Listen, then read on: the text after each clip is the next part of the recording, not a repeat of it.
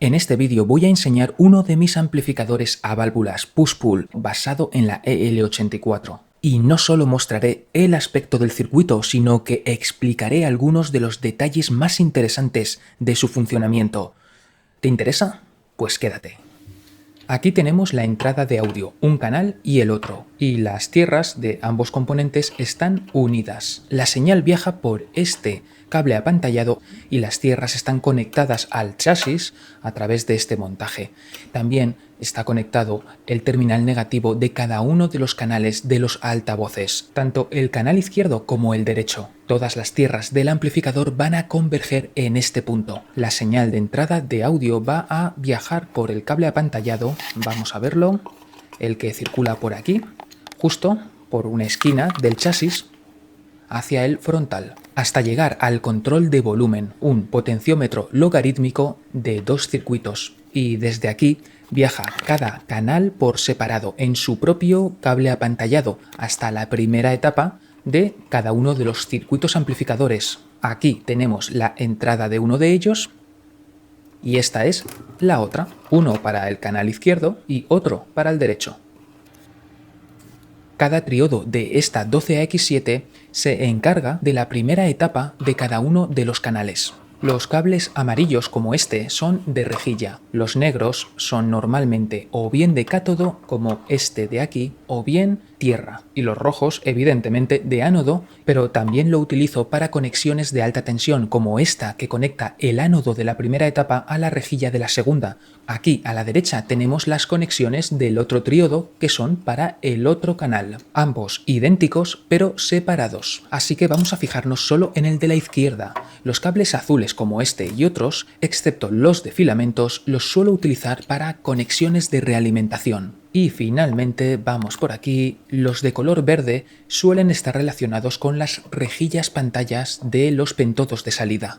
Este azul de aquí es otro de realimentación y bueno, no es necesario seguir el esquema de colores que utilicen otras personas, podemos usar el nuestro, el que más nos guste, siempre y cuando seamos coherentes dentro del mismo proyecto y no cambiemos los criterios de los colores a mitad de la construcción.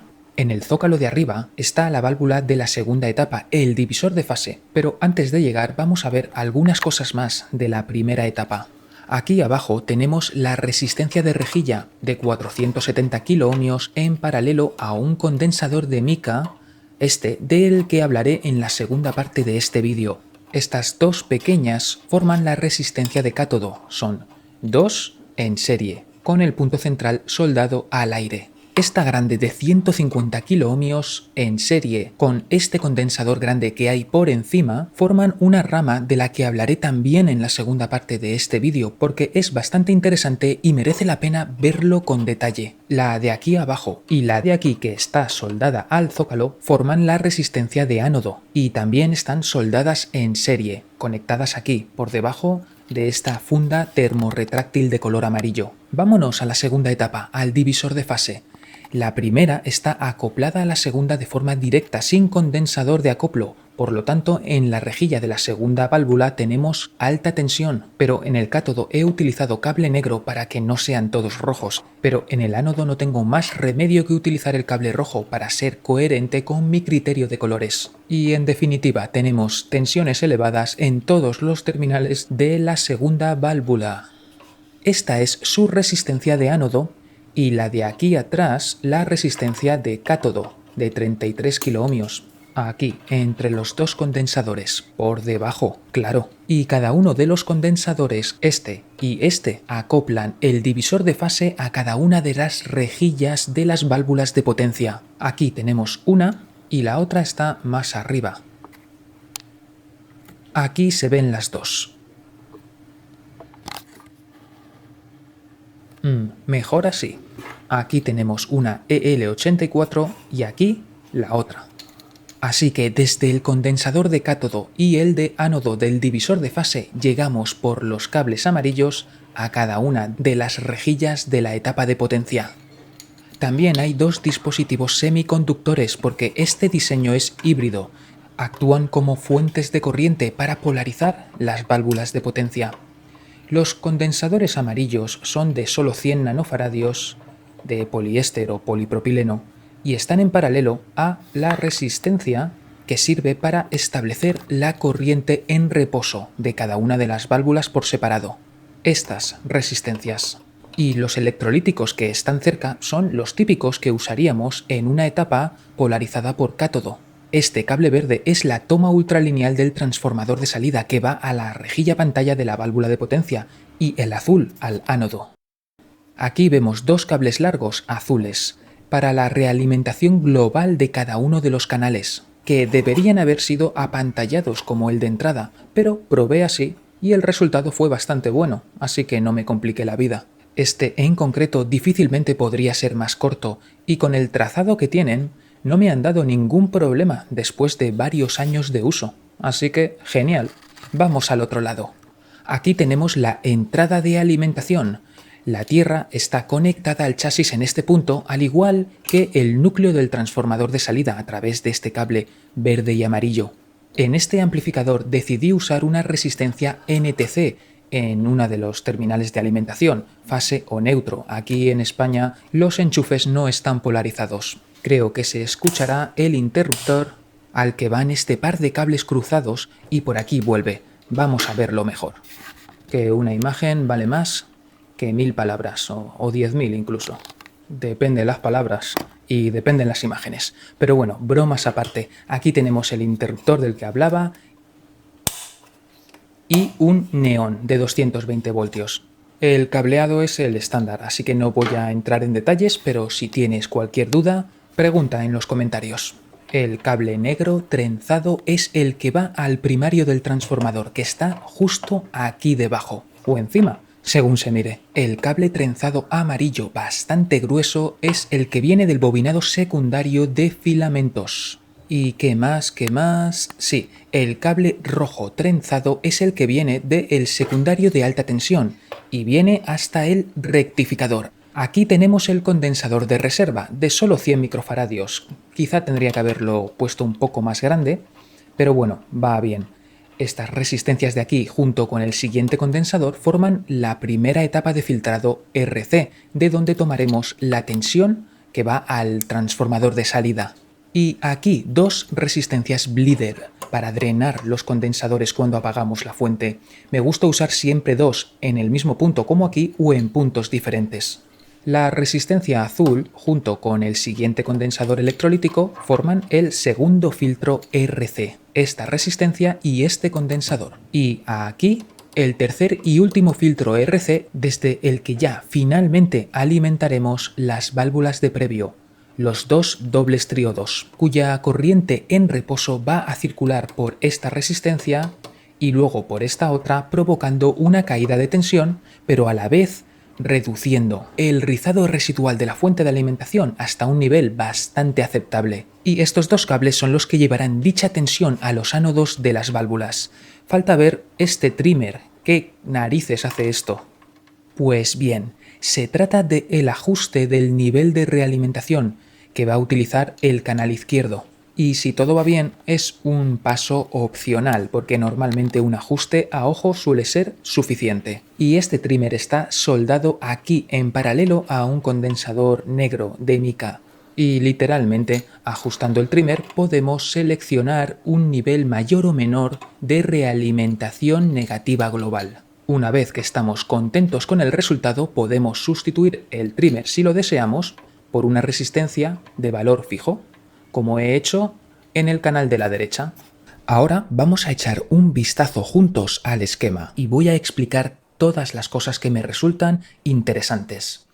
Para empezar, tenemos una etapa en cátodo común, amplificadora de voltaje, que ya conocemos bien. Después, un divisor de fase simple, de tipo concertina. En inglés se suele llamar split phase o cathodine. Y finalmente, una etapa de potencia push-pull en clase AB y modo ultralineal, ya que el transformador de salida tiene tomas ultralineales en el primario. Tenemos 4 mecanismos de realimentación, ni más ni menos, en este amplificador. Por un lado, la realimentación global, que toma parte de la salida y la lleva al cátodo de la primera etapa. Este es uno de los mecanismos de realimentación más populares en amplificadores a válvulas y funciona muy bien. El segundo mecanismo de realimentación es este condensador C13 de alrededor de 15 picofaradios, pueden ser 18 picofaradios. Lo importante es que está en el lado primario y no en el secundario. La realimentación se toma de la toma ultralineal de una de las válvulas, de su pantalla, de su rejilla pantalla, en concreto de esta de aquí, y no de esta de arriba, porque si no sería realimentación positiva. Y en este caso concreto, aquí, ahora mismo, no es lo que nos interesa, ¿vale? Así que, de aquí, aquí, y volvemos al cátodo de la primera etapa. Vale. El tercer mecanismo de realimentación es el propio funcionamiento en modo ultralineal, o sea que está en el transformador de salida, en el primario en concreto, porque el modo ultralineal es una forma de realimentación negativa. Hablé de ello en otro vídeo y ahora no me voy a detener en esto en concreto, pero es el tercer mecanismo. El cuarto mecanismo sí que es interesante y sí que voy a explicarlo con un poquito más de detalle. Es esta rama, ¿vale? Compuesta por el condensador C5 y la resistencia R2, 220 nanofaradios en serie con una resistencia de 150 kiloohmios, que conectan el cátodo del divisor de fase con el cátodo de la primera etapa. Se juntan la realimentación global, la que viene por el condensador C13 y también esta nueva rama. Todas confluyen aquí, en el cátodo de la primera etapa. Pero centrémonos en este cuarto mecanismo, porque se trata de realimentación positiva, al contrario de las demás, que son negativas. Generalmente, si podemos evitar la realimentación positiva, mejor, porque disminuye la estabilidad de los amplificadores y los hace más propensos a oscilar. Ahora bien, entonces, ¿por qué se está usando esto? ¿Cuál es el motivo? Pues el objetivo es aumentar la ganancia de voltaje de la etapa en cátodo común. De esta manera, en lugar de obtener una ganancia de alrededor de 80, la 12AX7 puede alcanzar los 105, incluso más, un valor superior a su factor de amplificación. Esto sería imposible sin la ayuda de la realimentación positiva. Vamos a ver más cosas interesantes. Vemos que la resistencia de ánodo del divisor de fase es de 27 kiloohmios, mientras que la de cátodo es de 33 kiloohmios. Esta diferencia tan amplia entre ellas debería provocar amplitudes dispares en el ánodo y en el cátodo, y por tanto en las válvulas de potencia. Esto no nos interesa, y de hecho no sucede. No hay tal desequilibrio. ¿Por qué? Pues esto también se debe a la realimentación positiva. Y como punto interesante, ¿cuál sería el paralelo de una resistencia de 33 kiloohmios y una resistencia de 150 kiloohmios? Pues curiosamente el resultado es prácticamente 27 kiloohmios, así que la resistencia efectiva que hay en el cátodo del divisor de fase es bastante cercana a 27 kiloohmios y por tanto bastante cercana a la resistencia de ánodo. Por eso es la salida en el ánodo y en el cátodo es bastante parecida y se mantiene un equilibrio. Por otro lado, no hay resistencias stoppers en ninguna parte, ni siquiera en la etapa de entrada. Esta resistencia R1 de 47 kiloohmios no es una resistencia stopper, estrictamente hablando. Este amplificador utiliza un mecanismo alternativo para reducir la posibilidad de interferencias de alta frecuencia. Es decir, no utiliza stoppers, pero utiliza otras cosas. En concreto, el condensador C2 de 33 picofaradios en conjunción con la resistencia R1, ¿vale? Estos forman un filtro paso-baja que atenúa las señales por encima de 50 kHz. El polo del filtro está en 102 kHz, es decir, el punto en el que la respuesta baja 3 decibelios. Pero por encima de 50 kHz ya empieza a haber una atenuación. La resistencia de rejilla, RG1, 470 kiloohmios, también forma parte de este filtro, ya que en conjunto forma un divisor de tensión, que reduce en un 10% aproximadamente la señal de entrada a lo ancho del espectro de audio. Esto supone un pequeño hándicap, pero el resultado es bastante bueno. El condensador de 27 picofaradios, que está en el lazo de realimentación global, es un mecanismo de compensación de la respuesta en lazo cerrado. Es muy común en amplificadores a válvulas. En concreto está aquí para provocar un adelanto de fase a una frecuencia concreta, que lo que permite es aumentar el margen de estabilidad del amplificador, hacerlo más estable.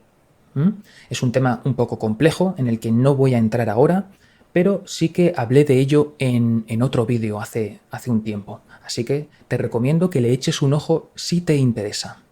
En cambio, el condensador de 15 picofaradios no se ve tan a menudo. Tiene muy poco efecto en el espectro de audio y no debería afectar al sonido del amplificador, pero provoca una disminución de la ganancia a frecuencias supersónicas. En realidad empeora la estabilidad del amplificador, según las simulaciones al menos, o sea que en cierto sentido deshace parte del beneficio del condensador de 27 picofaradios. Aunque esto no es del todo exacto, es una forma sencilla de verlo y como es un tema complejo no puedo profundizar ahora mismo en este vídeo, ¿vale? Pero quería por lo menos dar una explicación. Y por supuesto, si tienes interés en que profundice, déjamelo en los comentarios y si hay suficiente interés, haré un vídeo explicándolo en profundidad. Y una última cosa, un último apunte. Si el transformador de salida fuera ideal, la estabilidad del amplificador sería elevadísima, sería casi imposible que llegara a oscilar y no sería necesario el condensador de 27 picofaradios. Ni nada, no habría que preocuparse de nada. El problema es que los transformadores de salida tienen una inductancia parásita, una inductancia de fuga, leakage inductance en inglés. Esta inductancia reduce lo que se llama el margen de fase y por lo tanto lo hace propenso a oscilar. Los transformadores de salida también tienen una cierta capacidad parásita entre los bobinados, y esto tampoco es bueno. Sin embargo, de estos dos elementos, la inductancia parásita y la capacidad parásita, suele ser más dañina la inductancia parásita. En cualquier caso, como no existen los transformadores ideales, tenemos que tomar medidas para evitar que el amplificador llegue a oscilar. Y este condensador, el de 27 picofaradios, es una de esas medidas. Otra de las medidas es utilizar ganancias de lazo muy bajas o no demasiado altas. En otras palabras, usar poca realimentación global. Poca, ¿vale? Y esto se ve porque la resistencia RF es bastante más grande que la resistencia de cátodo de la primera etapa. Esto lo que hace es realimentar una pequeña parte del voltaje de salida, en concreto alrededor de un 6%. Si realimentamos mucho más, la estabilidad se hace más baja y es más fácil que el amplificador oscile, sobre todo con transformadores de salida. Para terminar, voy a mostrar cómo medir, cómo estimar la estabilidad del amplificador, para lo cual he hecho unas pequeñas modificaciones en el esquema. Para empezar, he introducido una señal, una fuente de señal alterna, donde comenzaría el lazo de realimentación, ¿vale? A la salida, donde estaría el altavoz. Una señal de prueba en el lazo que va a llegar al cátodo de la primera etapa y a partir de ahí seguirá la ruta normal hasta llegar al altavoz y de nuevo a la fuente, es decir, el bucle de realimentación, sin tener en cuenta la entrada. ¿Por qué? Porque la entrada hay que ponerla a tierra, no puede haber señal, ¿vale? Para poder hacer esta medición. Si no, mediríamos otra cosa. Para medir la ganancia y el desfase del lazo de realimentación, tenemos que poner la entrada a tierra desde un punto de vista de corriente alterna. Por eso he puesto la tierra aquí, ¿vale? Y ahora vamos a ejecutar una simulación en corriente alterna.